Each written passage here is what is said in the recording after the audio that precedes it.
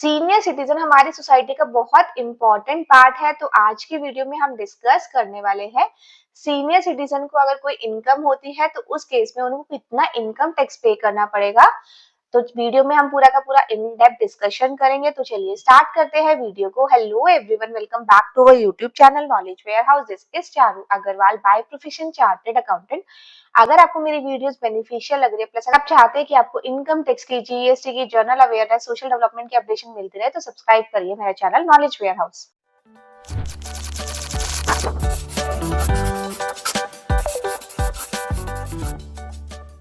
तो सबसे पहले हम डिस्कस करते हैं कि सीनियर सिटीजन्स को कौन कौन सी इनकम हो सकती है। तो सबसे पहले अगर वो कोई एम्प्लॉयड हो तो उस केस में उनको हो सकती है सैलरी की इनकम। अगर उनकी कहीं से रिटायरमेंट हो गई तो उस केस में वो पेंशन इनकम उनको हो सकती है। अगर उनके पास कोई प्रॉपर्टी है और वो प्रॉपर्टी उन्होंने रेंट पे दे रखी है तो उस केस में जो उनकी जो रेंटल इनकम होती है उसको हम बोलते हैं हाउस प्रॉपर्टी की इनकम। थर्ड जो इनकम आती है वो आती है कैपिटल गेन की। इसमें इंक्लूड होता है अगर उन्होंने कोई प्रॉपर्टी को सेल किया है तो उसके प्रॉफिट हो सकता है, तो वो जो प्रॉफिट है उनको कैपिटल गेन में टैक्सेबल होता है। और अगर उन्होंने कहीं शेयर मार्केट में, म्यूचुअल फंड में इन्वेस्टमेंट की हो और उनपे उनको सेल करके उनको कैपिटल को प्रॉफिट हुआ है तो उस केस में उनकी जो इनकम होती है वो कैपिटल गेन में कवर होती है। नेक्स्ट है अगर उनका कोई बिजनेस है, कोई प्रोफेशन है तो उन पे जो इनकम होती है वो उनकी बिजनेस और प्रोफेशन के हेड में टैक्सेबल होती है। अदर सोर्सेज में बाकी बची हुई सारी इनकम आती है, जैसे कि उनकी जो बैंक से इंटरेस्ट मिलता है सेविंग पे, एफडी पे, वो भी सारा अदर सोर्सेज में टैक्सेबल होता है। या फिर उन्होंने कहीं लॉटरी वगैरह में किया और लॉटरी जीती हो तो वो भी आपका अदर सोर्सेज में होता है। और अगर कोई गेमिंग से उन्होंने कुछ विनिंग की हो तो वो भी आपका अदर सोर्सेज में कवर होता है। तो सीनियर सिटीजन को ये इनकम होती है और ये 5 हेड है जितने वो टैक्सेबल होती है। नेक्स्ट सबसे इंपॉर्टेंट क्वेश्चन अराइज होता है कि सीनियर सिटीजन हम बोलते किसे है, मतलब क्या कोई एज क्राइटेरिया है सीनियर सिटीजन का। तो जी हाँ, इनकम टैक्स के अकॉर्डिंगली एज क्राइटेरिया हमें दिया हुआ है कि अगर वो एज में वो फॉल करते हैं तो उस केस में वो सीनियर सिटीजन माने जाते हैं। तो इसके भी दो क्राइटेरिया है, एक तो सीनियर सिटीजन है और एक सुपर सीनियर सिटीजन। तो एक तो सीनियर सिटीजन है और दूसरा है सुपर सीनियर सिटीजन। तो सीनियर सिटीजन उनको कहते हैं कि वो इंडिविजुअल रेजिडेंट जिनकी जो एज है 60 इयर्स या फिर उससे ज्यादा है लेकिन 80 ईयर से कम है। कब? At any time during the previous year के किसी भी टाइम में वो 60 इयर्स कंप्लीट कर लिया हो या फिर उससे ज्यादा, या फिर लेकिन 80 ईयर से कम होने चाहिए। और सुपर सीनियर सिटीजन किसे कहते हैं? अगर किसी इंडिविजुअल रेजिडेंट की एज 80 इयर्स या फिर उससे ज्यादा है at any time during the previous year. इसको हम एग्जांपल के साथ समझते हैं। जैसे अब हमें टैक्स की कैलकुलेशन निकालनी है फाइनेंशियल ईयर 2024-25 के लिए, ये जो स्टार्ट होगा 1 अप्रैल 2024 से लेकर मार्च 31 2025। तो कोई रेजिडेंट है जिनका जो बर्थडे आता है वो आता है 15 मई को बर्थडे आता है। तो 15 मई 2024 को जब बर्थडे आया तो तब उनकी जो एज हो गई 60 इयर्स की हो गई। तो उस केस में हमें क्या चेक करना है कि किसी भी time during the financial year वो 60 इयर्स को कंप्लीट कर रहे हो, 60 इयर्स हो या फिर उससे ज्यादा हो। तो उस केस में जो ये जो रेजिडेंट है उनकी जो एज है वो 15 मई को 60 इयर्स की हो गई है। तो यहाँ पर ये जो है ये सीनियर सिटीजन में फॉल करेंगे। तो यहाँ पर हमें ऐसे एज चेक करनी है कि उस साल में जो उनकी एज है वो 60 या फिर 60 से ज्यादा हो तो वो सीनियर सिटीजन में कवर होते हैं। अगर 80 इयर्स या फिर 80 इयर्स से ज्यादा हो तो उस केस में वो सुपर सीनियर सिटीजन में कवर होते हैं। और यहाँ पर जो है मैं आपको बता दूं कि सीनियर इनकम टैक्स में एक स्पेसिफाइड सीनियर सिटीजन भी आते हैं जिनकी जो एज होती है वो 75 ईयर से ज्यादा होती है। तो उसके में भी बहुत सारे पॉइंट्स है कि उनको इनकम टैक्स की रिटर्न नहीं भरनी पड़ती। तो उसके ऊपर मैं एक सेपरेट वीडियो बनाने वाली हूँ। यहाँ पर हम सीनियर सिटीजन और सुपर सीनियर सिटीजन के बारे में डिस्कस कर रहे हैं। तो यहाँ पर आपको क्लैरिटी होगी कि कैसे आपको अपनी एज चेक करनी है कि आप इस एज में कैसे आपको अपनी एज चेक करनी है कि आप किस में फॉल कर रहे हैं, सीनियर सिटीजन में फॉल कर रहे हो या फिर सुपर सीनियर सिटीजन में फॉल कर रहे हो। नेक्स्ट है, देखो हमारे पास दो टैक्स रिजीम होती है कि हम ओल्ड टैक्स रिजीम ऑप्ट करें या फिर न्यू टैक्स रिजीम ऑप्ट करें। ओल्ड टैक्स रिजीम में डिफरेंट स्लैब रेट है, न्यू टैक्स रिजीम में डिफरेंट स्लैब रेट है। ओल्ड टैक्स रिजीम में हमें सारी डिडक्शन एग्जम्पशन अवेलेबल होती है, लेकिन न्यू टैक्स रिजीम में हमें बहुत ही कम डिडक्शन और एग्जम्पशन अवेलेबल होती है। मैं आगे जाके आपके साथ डिस्कस करूंगी। इन दोनों के स्लैब रेट्स भी अलग है। तो सबसे पहले सीनियर सिटीजन जब अपनी रिटर्न फाइल करते हैं तो उनको ये ऑप्शन होता है कि आप ओल्ड में करना चाहते हैं, न्यू में करना चाहते हैं। तो यहाँ पर उनको ये देखना पड़ेगा कि हमें बेनिफिट किस में है, ओल्ड में किस में बेनिफिट है या फिर न्यू में बेनिफिट है।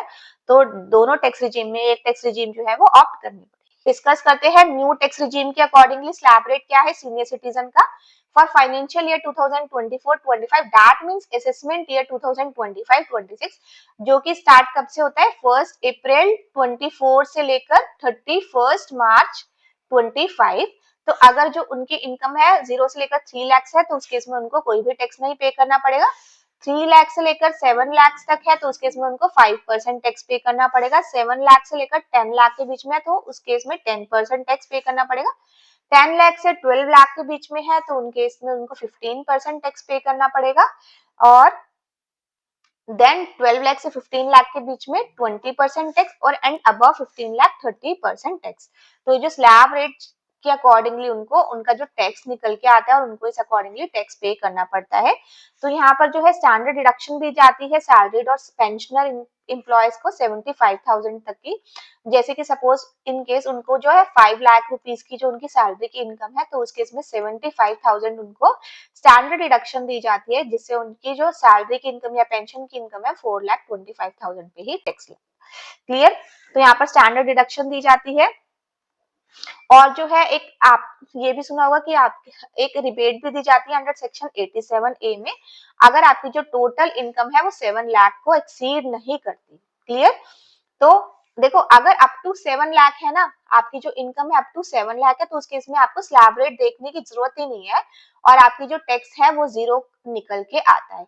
लेकिन इन केस अगर आपकी 10 लाख की इनकम है तो उस केस में आपकी जो रिबेट है ये बेकार हो जाएगी और आपको इस स्लैब रेट के अकॉर्डिंगली जो है टैक्स पे करना पड़ेगा। तो यहाँ पर कंफ्यूज होने की जरूरत नहीं है कि अगर अप टू 7 लाख है 7 लाख से ज्यादा नहीं है तो उस केस में टैक्स लाइबिलिटी नहीं बनेगी। लेकिन अगर आपकी 10 लाख की इनकम आ जाती है 7 लाख से ज्यादा की इनकम होती है तो उस केस में आपको जो है स्लैब रेट एप्लीकेबल होगा और आपको उस हिसाब से जो है कैलकुलेशन करनी पड़ेगी। न्यू टैक्स रिजीम में हम एक और पॉइंट डिस्कस कर लेते हैं कि चाहे आपकी जो एज है वो 60 ईयर्स या फिर उससे ज्यादा है लेकिन 80 ईयर से कम है या फिर आपकी जो एज है वो 80 ईयर्स या फिर 80 ईयर से ज्यादा है मतलब अगर आप सीनियर सिटीजन है या फिर सुपर सीनियर सिटीजन है दोनों ही केसेस में आपका जो स्लैब रेट है वो सेम ही रहेगा चेंज नहीं होगा।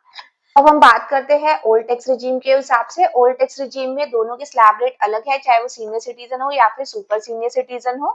तो सबसे पहले हम डिस्कस करते हैं सीनियर सिटीजन दैट मींस जिसकी जो एज है वो 60 ईयर या फिर 60 ईयर से ज्यादा है लेकिन 80 ईयर से कम है। तो अगर उन पर्सन की जो इनकम है वो 0 से लेकर 3 लाख के बीच में है तो उनको कोई भी टैक्स नहीं पे करने की जरूरत है। अगर 3 to 5 लाख के बीच में तो 5% टैक्स पे करने की जरूरत है। देन 5 to 10 के बीच में है उनकी इनकम तो 20% tax and then above 10 lakh तो 30% टैक्स उनको पे करना पड़ेगा।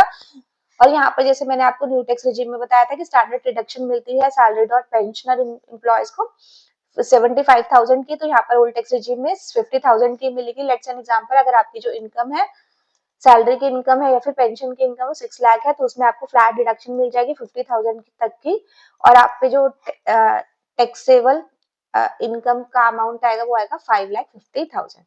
और यहाँ पर 87A की रिबेट भी मिलती है अगर आपकी जो टोटल इनकम है वो 5 लाख तक है तो इन केस अगर आपकी जो इनकम है वो 5 लाख है अप टू 5 लाख है तो आपको स्लैब रेट में जाने की जरूरत नहीं है। आपका जो टैक्स है वो 0 ही आएगा। लेकिन अगर आपकी जो इनकम है वो 5 लाख से ज्यादा है तो उस केस में आपको जो है स्लैब रेट कंसिडर करना पड़ेगा और उस अकॉर्डिंग आपकी लाइबिलिटी निकलेगी। एक एग्जांपल के साथ समझते हैं। लेट्स एन एग्जांपल अगर आपकी जो इनकम है वो 11 लाख है तो उस केस में आप कैसे स्लैब रेट के अकॉर्डिंगली अपना टैक्स कैलकुलेट करेंगे। तो देखो फर्स्ट 3 लाख पे आपको कोई भी टैक्स नहीं पे करना पड़ेगा यहाँ पर तो 0 tax. Then next further 3 to 5 lakh के बीच में आपको 5% टैक्स पे करना पड़ेगा मतलब फर्दर 2 लाख पे आपको 5% टैक्स कितना आएगा 2 लाख इंटू 5% तो आपका आएगा 10,000 रुपीज। तो नेक्स्ट 5 से लेकर 10 के बीच में आपको कितना टैक्स पे करना पड़ेगा 20%। तो हम यहाँ पर लिखते हैं 5 लाख 5 यहाँ पर 5 लाख पे आपको 20% टैक्स पे करना पड़ेगा तो कितना आएगा आपका 1 lakh rupees. Then above 10 lakh पे आपको 30%, तो यहाँ पर 11 लाख की इनकम थी, 3 लाख पे कोई भी टैक्स नहीं, 2 लाख पे 5% टैक्स है, 5 लाख पे 20% टैक्स है, तो कितना अमाउंट बचा 3 लाख प्लस 2 लाख प्लस 5 लाख, तो कितना हुआ 10 लाख। तो 11 में से 10 हमने ऑलरेडी निकाल दिया, तो कितना रिमेनिंग बचा 1 लाख, तो 1 लाख पे आपका 30% टैक्स लगेगा, तो कितना अमाउंट होता है 30,000 रुपीज। तो अगर हम टोटल मिलाते हैं 10,000 प्लस 1 लाख प्लस 30,000, तो हमारा अमाउंट आएगा 1,40,000 रुपीज। तो ऐसे स्लैब रेट में जो है आपको टैक्स कैलकुलेशन करनी पड़ती है। तो यहाँ पर मैंने एक एग्जांपल समझा दी कैसे टैक्स स्लैब रेट से आप कैलकुलेशन कर सकते हो। नेक्स्ट जो है, अगर वो इंडिविजुअल जिनकी एज जो है 80 इयर्स या फिर 80 इयर्स से ज्यादा है ओल्ड टैक्स रेजिम के अंदर, तो 5 लाख तक कोई भी टैक्स लायबिलिटी नहीं है। 5 लाख से 10 लाख के बीच में 20% की टैक्स लायबिलिटी है, एंड देन अबव 10 लाख 30% की टैक्स लायबिलिटी है। और सेम स्टैंडर्ड डिडक्शन जो है 50,000 की दी जाएगी। और अगर उनकी जो इनकम है वो 5 लाख को एक्सीड नहीं कर रही है, तो उसमें उनको टैक्स रिबेट भी दी जाएगी अंडर सेक्शन 87A की। देन स्पेशल रेट इनकम आती है। स्पेशल रेट इनकम किसको बोलते हैं, जिन पे जो है उन इनकम पे जो है स्लैब रेट नहीं एप्लीकेबल होता, उन इनकम पे स्पेशल टैक्स के रेट एप्लीकेबल होते हैं, जैसे कि short term, long term, lottery income, crypto income, winning of gaming की इनकम। तो देखो, अगर आपकी शॉर्ट टर्म कैपिटल गेन हुआ है, तो उस केस में आपको 20% फ्लैट टैक्स रेट जो है उस पे करना पड़ेगा। लेट्स एन एग्जांपल, अगर आपकी जो शॉर्ट टर्म कैपिटल गेन की इनकम है 1 लाख रुपीज है, तो उस पे आपको स्लैब रेट देने की जरूरत नहीं है। इस पे आपको 20% जो है वो टैक्स अमाउंट पे करना पड़ेगा। यहाँ पर अगर आप लॉन्ग टर्म कैपिटल गेन की अगर आपकी इनकम है, तो उस केस में आपको 12.5% टैक्स रेट आपके ऊपर एप्लीकेबल होगा। लेकिन यहाँ पर एग्जम्पशन भी दी हुई है, 1.25 लाख तक आपको कोई भी टैक्स पे करने की जरूरत नहीं है। इन केस अगर आपकी लॉटरी की इनकम है, तो आपको फ्लैट 30% टैक्स पे करना पड़ेगा, और क्रिप्टो की इनकम है तो 30%। अगर आप गेमिंग वगैरह खेलते हैं जैसे रम्मी, तो उस केस में भी आपको टैक्स पे करना पड़ेगा, उस पर भी आपका फ्लैट 30% ही टैक्स रेट एप्लीकेबल होता है। तो यहाँ पर समझ आ गया कि किन किन इनकम पे आपको स्लैब रेट में टैक्स देना, आपको उनके जो रेट है वो अलग से स्पेसिफाइड किए हुए हैं। Next, cess and education surcharge भी एप्लीकेबल होता है 4% ऑन इनकम टैक्स। जैसे हमने पिछले स्लाइड पे निकाला था कि 1,40,000 जो है हमारा टैक्स की लाइबिलिटी बनती थी, तो उस पे अब हम 44% जो है हेल्थ एंड एजुकेशन सेस भी हमें पे करना पड़ता है। तो यहाँ पर 5,600 रुपीज आता है 4% ऑन 1,40,000। तो टैक्स लाइबिलिटी बनती है 1,45,600 की। तो ये जो हेल्थ एंड एजुकेशन सेस है ना, ये देना ही देना पड़ता है, हर केस में देना पड़ता है। ये 4% इनकम टैक्स की लाइबिलिटी के ऊपर ही लगता है। और जो सरचार्ज है, सरचार्ज तभी देना पड़ता है अगर आपकी जो इनकम है वो 50 लाख को क्रॉस करती है। तो सरचार्ज सारे केसेस में एप्लीकेबल नहीं होता, लेकिन हेल्थ एंड एजुकेशन सेस आपको हर केस में देना ही पड़ेगा। आपकी जितनी भी इनकम टैक्स की लायबिलिटी बनती है उसमें 4% आपको हेल्थ एंड एजुकेशन सेस भी पे करना पड़ता है। देखो यहाँ पर क्या है, सरचार्ज एप्लीकेबल होता है अगर आपकी जो इनकम है 50 लाख से ज्यादा है, तो 50 लाख तक आपको कोई सरचार्ज नहीं पे करना पड़ेगा। 50 लाख से ज्यादा और 1 करोड़ तक 10%, 1 करोड़ से 2 करोड़ के बीच में 15%, 2 करोड़ से 5 crore 25%, and then for more than 5 crore आपको 37% जो है सरचार्ज पे करना पड़ता है। और जो सरचार्ज है, देखो कैसे होती है टैक्स की कैलकुलेशन, मैं आपको बताती हूँ कि पहले जो टैक्स आपका निकल के आता है स्लैब रेट और जो भी स्पेशल रेट के अकॉर्डिंगली, जैसे 1 लाख आपका टैक्स लाइबिलिटी निकल के आता है, तो उसके ऊपर आपको 10% जो है सरचार्ज पे करना पड़ता है इसी के ऊपर। तो सपोज इस पे सरचार्ज कितना लगेगा 10,000, तो यहाँ पर आपका जो अमाउंट है 1,10,000, तो अब इसके ऊपर आपको हेल्थ एंड एजुकेशन सेस पे करना पड़ेगा। तो यहाँ पर जितना 4% आएगा उस पे आपकी जो है इतना आपकी टैक्स लाइबिलिटी बनती है। तो यहाँ पर आपको क्लैरिटी आ गई होगी कैसे आप अपनी सरचार्ज कैसे कब लगता है। पहले इनकम जो हमारा टैक्स लाइबिलिटी निकलती है उसके ऊपर सरचार्ज लगता है, फिर जो हमारा अमाउंट आ जाता है टैक्स और सरचार्ज को ऐड करके उस अमाउंट के ऊपर हमारा 4% education cess, health and education cess भी अप्लाई होता है। यहाँ पर हम डिस्कस करते हैं कि जो सीनियर सिटीजन है उनको जो है एडवांस टैक्स पे करने की जरूरत नहीं पड़ती, लेकिन इसमें कुछ कंडीशन दी हुई है। देखो, एडवांस टैक्स की लायबिलिटी कब अराइज होती है, जब आपकी जो इन टैक्स लायबिलिटी है किसी साल की 10,000 से एक्सीड करती है, तो आपको एडवांस टैक्स पे करना पड़ता है। लेकिन सेक्शन 207 ये बताता है कि अगर किसी सीनियर सिटीजन की बिजनेस इनकम नहीं है, बिजनेस या प्रोफेशन इनकम नहीं है, तो उस केस में अगर उसकी जो टैक्स लायबिलिटी है 10,000 से ज्यादा भी होती है, तो भी उनको एडवांस टैक्स पे करने की नीड नहीं है। क्लियर। तो यहाँ पर सीनियर सिटीजन को एक और एडवांटेज दी हुई है कि अगर आपकी बिजनेस की इनकम नहीं है और आपकी जो टैक्स लायबिलिटी है 10,000 से एक्सीड कर रही है, तो भी आप एडवांस टैक्स पे मत कराइए। तो आज तो होपफुली आपको समझ आ गया होगा कि अगर आप सीनियर सिटीजन है तो उस केस में आपकी इनकम टैक्स की लायबिलिटी क्या राइज होती है। प्लस अगर आपके कोई फ्रेंड सर्कल में रिलेटिव में सीनियर सिटीजन है तो उसके साथ ये वीडियो जरूर शेयर करिए, जिनमें उनको भी पता लगे कि उनके इनकम पे उनको कितना टैक्स पे करना पड़ेगा। तो अगर इस वीडियो पे आपके कुछ डाउट्स है, कंफ्यूजन है, तो आप मुझे मेल भी कर सकते हैं, कमेंट बॉक्स में भी डाल सकते हैं, मैं डेफिनेटली आपकी क्वेरी जो रिजॉल्व करूंगी। तो आज की वीडियो में इतना ही, मिलते हैं नेक्स्ट वीडियो में। अगर आपको मेरी वीडियोस बेनिफिशियल लग रही है तो kindly subscribe my channel Knowledge Warehouse. Thank you.